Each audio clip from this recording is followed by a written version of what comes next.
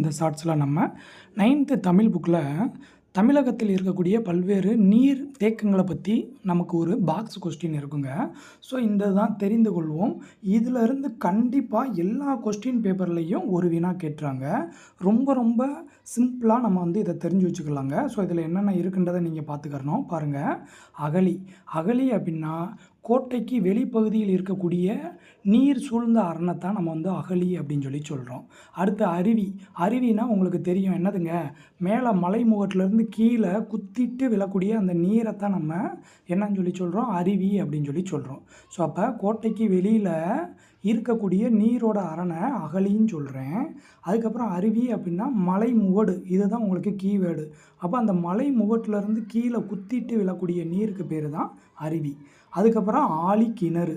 பாருங்களேன், ஆழினா கடல்னு எல்லாருக்குமே தெரியும். அப்போ கடலுக்கு பக்கத்தில் தோண்டி கட்டப்பட்ட கிணறுக்கு பேர் தான் ஆழி கிணறு. அப்படியே பிரித்து பாருங்கள், ஆழினா கடல், கிணறுனா கிணறு, நார்மலான கிணறு. அப்போ கடலுக்கு பக்கத்தில் தோண்டி கட்டப்பட்ட கிணறுக்கு பேர் தான் ஆழி கிணறு.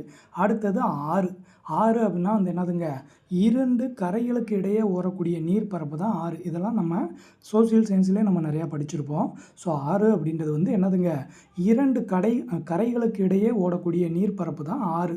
அடுத்தது பாருங்கள், இளஞ்சி. இளஞ்சியை இஞ்சின்னு ஞாபகம் வச்சுக்கோங்க. ஸோ நம்ம இஞ்சியை எல்லாத்துக்குமே நம்ம பயன்படுத்துவோமாங்க.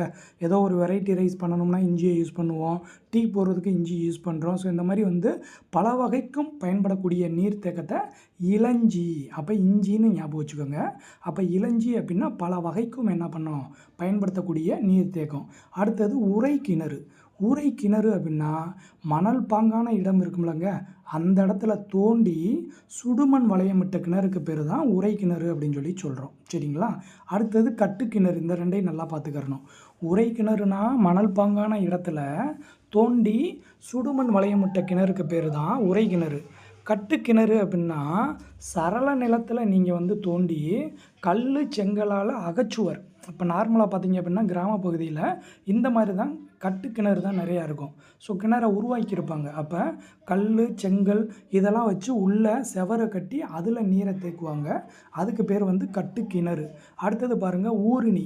ஊருணி அப்படின்னா மக்கள் பருகும் நீர் உள்ள நீர்நிலைக்கு பேர் தான். சரியாங்க. ஸோ ஆரம்ப காலகட்டத்திலலாம் பார்த்தீங்க அப்படின்னா ஊர்னியில் தான் நீர் எடுப்பாங்க. ஸோ இப்போ தான் நம்ம டேங்க்கு அப்படி இப்படின்னு நம்ம சொல்கிறோம். பட் அந்த காலத்தில் ஊர்னிக்கு போய் தான் நீர் எடுத்துகிட்டு அதை தான் குடிப்பாங்க. அடுத்தது ஊற்று.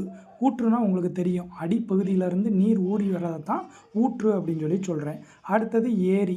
ஏரி அப்படின்னா வேளாண்மை பாசன நீர்த்தேக்கம். ஸோ வேளாண்மைக்கு ஏரியிலேருந்து தண்ணி